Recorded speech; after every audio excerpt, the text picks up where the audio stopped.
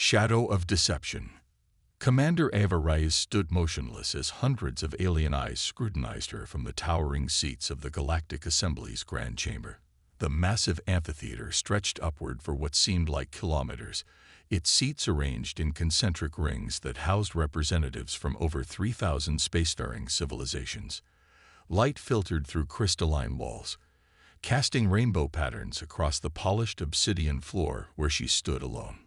"The Assembly recognizes Earth's representative," announced High Chancellor Zenith, his gelatinous form pulsating with bioluminescent patterns that the translator in Reyes' ear interpreted as formal acknowledgement.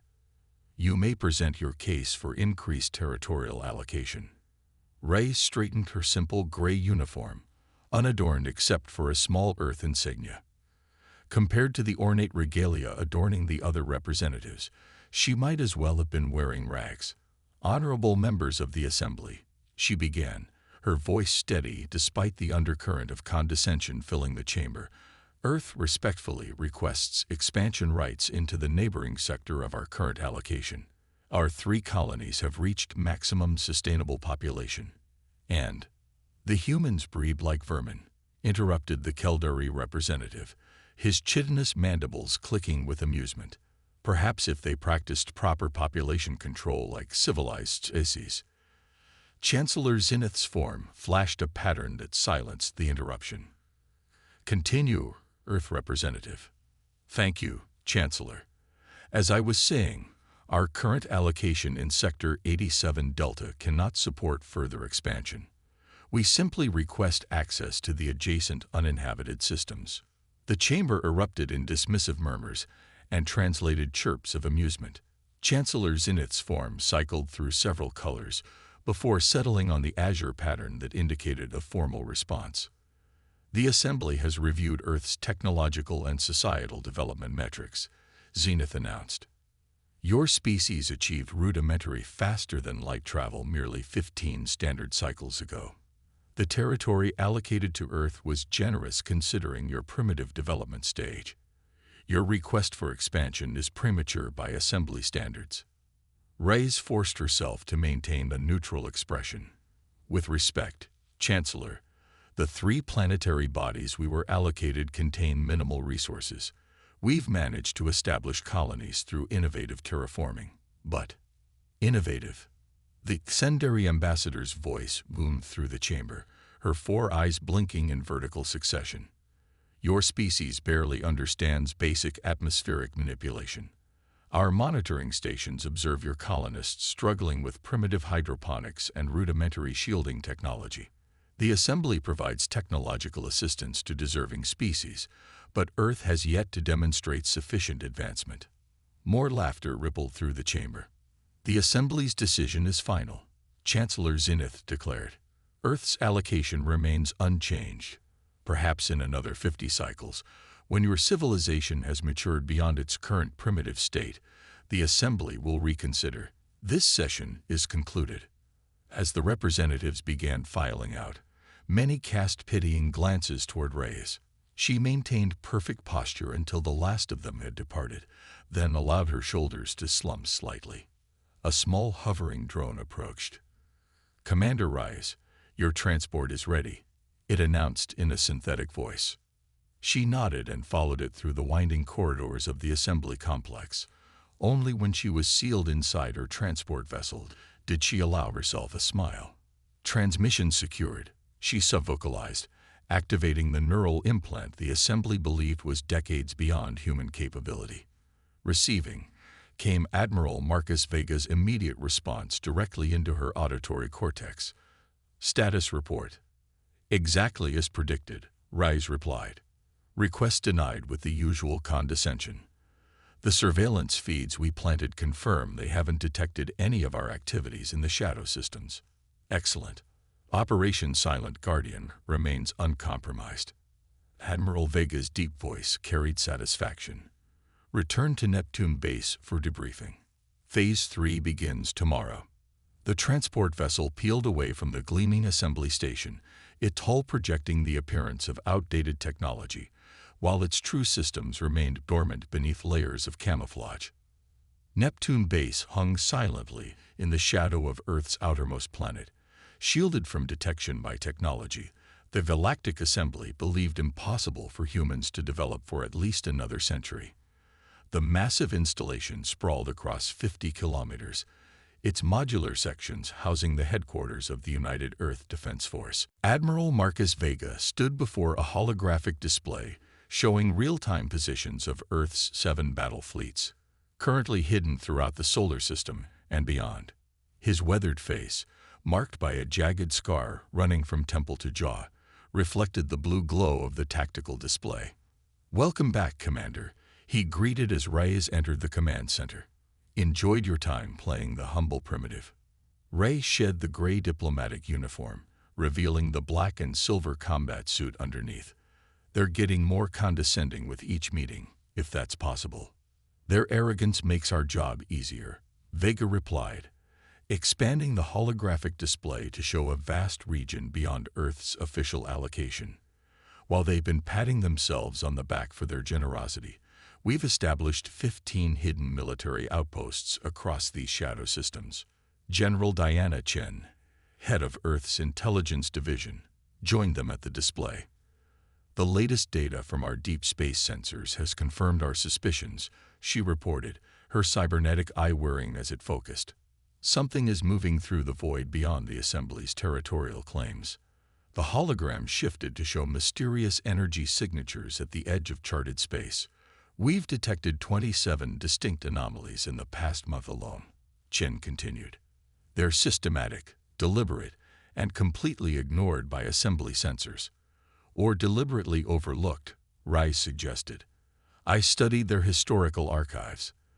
There are references to an ancient threat they call the Harbingers, supposedly extinct millennia ago." Vega nodded grimly. "The Assembly's civilization has been ascendant for so long they've lost the ability to perceive genuine threats. Their response to everything is bureaucratic procedure. Meanwhile, we've spent the past 15 years preparing for exactly this scenario," Chen added, pulling up schematics for Earth's hidden fleet. "The Artemis-class battleships are fully operational, with quantum shielding and graviton weapons that would shock our advanced Assembly friends." "What about Bastion Prime?" Vega asked. Chen expanded the hologram to show a massive installation hidden within an asteroid in Sector 87 Delta, the supposedly worthless region allocated to humanity. "Fully operational and undetected.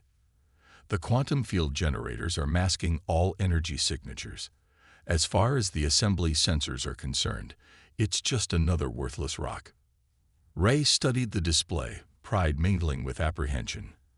"How much longer can we maintain this deception? The frequency of these anomalies is increasing. Intelligence projects we have months, not years," Chen replied soberly. "The pattern is clear. These are systematic probing attacks, testing for weaknesses." Vega's expression hardened. "Earth couldn't join the Assembly as equals. They would have stripped us of autonomy and appropriated our technology for the common good, meaning the benefit of the founding species. So we played their game, appearing primitive while building our strength in shadow. And when the Harbingers strike in force," Rice concluded, "humanity will be ready." Over the next 3 months, the pattern intensified. Isolated outposts at the fringes of Assembly space began going dark. The official response remained the same: communications malfunctions, equipment failures, or in some cases, unauthorized abandonment of posts. Commander Reyes stood once again before the Galactic Assembly, this time in an emergency session. The chamber was less than half filled. Many representatives hadn't bothered to attend. "Honorable members," she began, "Earth wishes to bring to your attention a pattern of disturbing incidents along the galactic rim." Chancellor Zenith's form pulsed with impatience. "The Assembly is aware of the routine outpost malfunctions. Maintenance vessels have been dispatched. With respect, Chancellor, these are not malfunctions." Rise projected images captured by Earth's stealth probes. "These outposts have been systematically destroyed by an unknown force." The images showed devastated stations, torn apart by weapons of terrifying power. Several representatives shifted uncomfortably in their seats. The Xendari ambassador's voice cut through the murmurs. These are clearly fabricated images. Earth lacks the sensor technology to capture such detailed long-range visuals. Perhaps they purchased them from traders, suggested another representative dismissively. Chancellor Zenith's form pulsed with finality. The Assembly appreciates Earth's concern, primitive though it may be. However, these matters are beyond your species' understanding. Return to your colonies and focus on your development. The Assembly has managed galactic security for 10,000 years without human assistance. Reyes bowed deeply, hiding the flash of frustration in her eyes. As you wish, Chancellor. Earth simply hoped to help. As she left the chamber, her neural implant activated. They've dismissed the evidence, she reported to Admiral Vega. As expected, came the grim reply. The Harbinger fleet has accelerated. Our deep space relays show they'll reach assembly space within 72 hours. Operation Silent Guardian is now active. Return immediately. Reyes glanced back at the assembly chamber, where representatives continued their debate about trivial trade regulations, blissfully ignorant of the approaching storm. They have no idea what's coming, she thought. The first Harbinger attack struck the assembly core worlds without warning. Massive vessels of unknown design materialized from quantum space and opened fire on orbital defenses. Panic erupted across the assembly as communications networks flooded with distress calls. An emergency session was called, with representatives attending via holographic projection as their homeworlds came under attack. The Assembly defensive fleet is mobilizing, Chancellor Zenith announced, his form cycling through patterns of alarm. All member species are required to contribute ships to the defense effort. The Xendari ambassador's hologram flickered as explosions rocked her world. The defenses are failing. These weapons, we've never encountered such technology. Where are these attackers coming from? Demanded another representative. How did they penetrate our early warning network? Amidst the chaos, Commander Reyes stepped forward. The Assembly dismissed Earth's warnings, she stated calmly. But we did not dismiss the threat. Chancellor Zenith's form pulsed with anger. This is hardly the time for primitive posturing, human. What could Earth possibly contribute to this crisis? Reyes activated her neural implant. Admiral Vega, the Assembly requires assistance. Reveal Operation Silent Guardian. The response came immediately. Acknowledged. Artemis fleet deploying now. As the Assembly representatives argued among themselves, a new set of signals appeared on their tactical displays. Ships, hundreds of them, emerging from hidden positions throughout Assembly space. Human ships, advanced beyond anything the Assembly had believed possible. The day of reckoning had arrived. Reckoning Day. Absolute silence fell over the Galactic Assembly chamber as the tactical display revealed the impossible. A vast human fleet materializing from hidden positions throughout assembly space. The vessels bore little resemblance to the primitive ships the Assembly had observed in Earth's allocated territory. These were sleek, predatory craft of advanced design, their hulls gleaming with energy patterns that suggested shielding technology far beyond approved human development stages. What is the meaning of this? Chancellor Zenith's gelatinous form pulsated with patterns that the translator interpreted as shock and outrage. Commander Reyes stood calmly amidst the chaos, her simple gray uniform now transformed by a subtle shimmer that revealed it as advanced adaptive armor. Earth presents its compliments to the Assembly and offers assistance against the Harbinger threat. Impossible. The Xendari ambassador's hologram flickered violently. Human technological development is at least a century away from this level of advancement. A convenient fiction, Reyes replied, that Earth has maintained at great effort. While the Assembly dismissed us as primitives, we prepared for the threat your civilization chose to ignore. On the tactical display, the human vessels moved with coordinated precision, forming defensive screens around key assembly worlds. Admiral Vega's voice echoed through the chamber as he opened a direct channel to the Assembly. This is Admiral Marcus Vega of the United Earth Defense Force. We have been monitoring Harbinger activities for the past 5 years. Our fleets are moving to intercept the main Harbinger force. We suggest you direct your vessels to support positions as indicated in the tactical data we're transmitting. Chancellor Zenith's form cycled through colors of disbelief and fury. The Assembly has not authorized this intervention. Earth has violated countless protocols by concealing this level of military development. A massive explosion rocked the Assembly station as a Harbinger vessel emerged from quantum space nearby. The station's shields flared but held. Barely. We can discuss protocols after the immediate threat is contained, Rice stated firmly. Unless the Chancellor would prefer to continue this debate while Assembly worlds burn. Before Zenith could respond, 3 human vessels intercepted the Harbinger ship. Energy weapons of unprecedented power lashed out, cutting through the attacker's defenses. The Harbinger vessel shuddered, then imploded in a cascade of exotic particles. The display showed similar scenes playing out across Assembly space as human ships engaged the invaders with shocking effectiveness. How? The Keldari representative's mandibles clicked in confusion. How could humans develop such weapons without detection? Reyes allowed herself a small smile. The same way we developed everything else, in shadow, while you watched our decoy colonies struggle with primitive hydroponics and rudimentary shielding technology.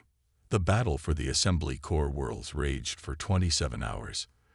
Throughout the conflict, Admiral Vega coordinated from his command ship, the UES Defiance, a massive vessel that had remained hidden within the asteroid belt of Earth's solar system until this moment.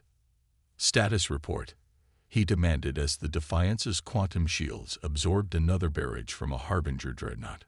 Artemis Fleet reporting 93% operational capacity, his executive officer, Commander Serena Kwan, replied. Phase shift torpedoes proving effective against Harbinger shielding. Assembly vessels following our tactical guidance with increasing compliance. Vega nodded, studying the battle hologram. The initial shock of the human fleet's appearance had quickly given way to pragmatic cooperation as Assembly commanders recognized the effectiveness of Earth's weapons against the Harbinger threat. The Harbinger fleet is regrouping near Centauri Prime, Kwan reported. Intelligence suggests they're attempting to establish a gravimetric focal point for reinforcements. Unacceptable, Vega growled. Deploy Thanatos Squadron with full authorization for the Prometheus Protocol. Kwan's eyes widened slightly. Sir, the Assembly has no knowledge of the Prometheus technology. Its deployment will reveal capabilities we've kept hidden even from today's demonstration. If the Harbingers establish that focal point, we'll be fighting this war for years, Vega countered. Sometimes the best deterrent is a demonstration of overwhelming force.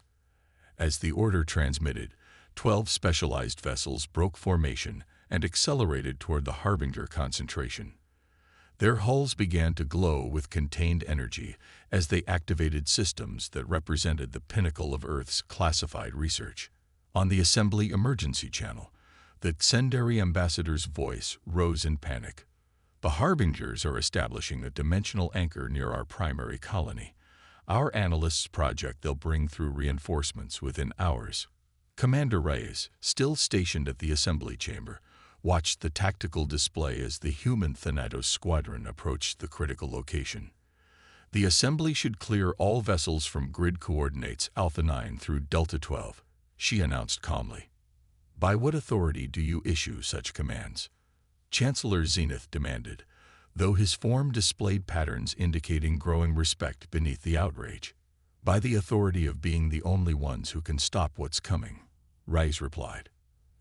As Assembly vessels scrambled to clear the designated area, the Thanatos Squadron formed a precise geometric pattern around the Harbinger concentration. Energy began to flow between the human ships, creating a visible lattice of power. What are they doing? The Keldari representative asked, mandibles trembling. Reyes answered simply, ending this invasion. The Thanatos Squadron activated the Prometheus Protocol simultaneously. Space itself seemed to fold inward at their position, creating a controlled quantum singularity that expanded to engulf the Harbinger fleet. For 3 seconds, the tactical display showed nothing but distorted sensor readings. Then, emptiness. The Harbinger fleet, along with the forming dimensional anchor, had vanished completely. Silence fell across all communication channels as the assembly processed what they had just witnessed. The human vessels, seemingly undamaged by the proximity to the quantum event, reformed into standard defensive positions. The threat to Centauri Prime has been neutralized, Admiral Vega announced, his voice betraying no emotion. United Earth Defense Force standing by for further Harbinger incursions. In the aftermath of the battle, the Galactic Assembly convened an extraordinary session. This time, Commander Reyes was not left standing alone on the chamber floor, but was invited to the central podium alongside Chancellor Zenith and the High Council. The Assembly formally acknowledges Earth's significant contribution to repelling the Harbinger threat. Zenith began, his form displaying the patterns of formal gratitude that his species reserve for equals. However, we cannot overlook the systematic deception practiced by your government. Murmurs of agreement rippled through the chamber, though notably less hostile than in previous sessions. Earth concealed its true technological development, created unauthorized military installations, and deployed weapons of mass destruction without assembly oversight, continued the Chancellor. Reyes nodded. All true. And had we not done so, how many assembly worlds would now lie in ruins? The Centauri ambassador, her homeworld saved by the human intervention, spoke next. The strategies employed by Earth vessels during the conflict showed extensive preparation. You knew the Harbingers were coming. We detected their probe attacks 5 years ago, Reyes confirmed. Our deep space monitoring network extends far beyond our official territory. When we brought evidence to the Assembly 3 months ago, you dismissed it as fabricated. Chancellor Zenith's form shifted uncomfortably. The Assembly has procedures for evaluating threats. Your evidence did not meet established protocols. Your procedures nearly cost you your civilization, Admiral Vega stated as he entered the chamber, his dress uniform displaying the subtle insignia of Earth's hidden military might. The Harbingers exploited your complacency, your bureaucratic inertia, and your dismissal of warnings from species you consider primitive. The Caldari representative's mandibles clicked in agitation. This still does not justify Earth's deception. The Assembly requires transparency from all member species. Transparency. Vega laughed without humor. When Earth achieved faster-than-light travel 27 years ago, not 15 as we led you to believe, we sent a delegation to the Assembly. They were turned away because we hadn't been discovered by an Assembly survey vessel. When we were finally discovered and admitted, we were allocated the resources you deemed appropriate for our development stage. Reyes continued the explanation. Earth studied the Assembly's history. Every species that joined with advanced technology was systematically stripped of autonomy, their innovations appropriated for the common good, meaning the benefit of the founding species. The truly advanced members of the Assembly are those who concealed their capabilities until they were too powerful to control. Uncomfortable shifting spread through the chamber as many representatives recognized the truth in her words. Chancellor Zenith's form cycled through several colors before settling. The Assembly acknowledges that certain protocols may require revision in light of recent events. A committee will be formed to. No more committees, Vega interrupted. Earth requires recognition as a full Assembly member with unrestricted development rights and territorial expansion commensurate with our demonstrated capabilities. This is unprecedented, objected several representatives simultaneously. As was our defense of your worlds, Reyes countered. The Harbingers are not defeated, merely repelled. They will return, and when they do, the Assembly will need Earth's Prometheus technology and our other defensive systems that remain classified even after today's revelation.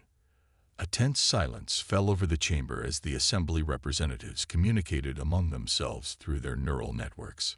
Finally, Chancellor Zenith's form settled into the pattern indicating a formal decree. The Assembly recognizes Earth's contribution to galactic security and acknowledges the limitations of our previous assessment of human capabilities. Earth is hereby granted full membership status with expanded territorial rights in sectors 87 through 92. A joint defense initiative will be established with Earth holding significant authority in military matters. Vega and Rise exchanged subtle glances of victory. Additionally, Zenith continued, his form displaying reluctant acceptance. The Assembly formally requests access to certain human technologies for mutual defense against the Harbinger threat, with fair compensation and recognition of Earth's intellectual property rights. Earth accepts these terms in principle, Rise replied diplomatically. Specific technologies will be shared through negotiated agreements, with appropriate safeguards. As the formal proceedings concluded and the representatives began to disperse, many approached the human delegation with new respect in their postures and communications. The Xendari ambassador, once among the most dismissive of Earth, addressed Admiral Vega directly. "Your deception was masterful, Admiral. My species has been part of the Assembly for 2,000 years, yet we never suspected." "That was the point, Ambassador," Vega replied with a slight smile. "The best-kept secret is the one nobody believes exists." Later, aboard the UES Defiance, Vega and Rise stood before a holographic display showing Earth's new territorial allocation, expansive regions that included resource-rich systems and strategic positions throughout the sector. Phase 1 of Operation Silent Guardian complete, Vega remarked with satisfaction. From primitive newcomers to assembly power in a single day, Rise studied the tactical projections showing the probable vector of the Harbinger's return. The real work begins now. The Assembly still doesn't grasp the full extent of the Harbinger threat. They will, Vega assured her, and this time, they'll listen when Earth speaks. In the vast darkness beyond the Assembly's borders, Earth's most advanced monitoring stations detected faint signals, the Harbingers, regrouping, adapting. The first battle had been won, but the war was just beginning. Humanity had stepped from shadow into light, revealing not just its strength but its foresight. In a galaxy that had dismissed them as primitives, humans had proven themselves the most prepared for the darkness that threatened all sentient life. The deception was over. The reckoning had just begun.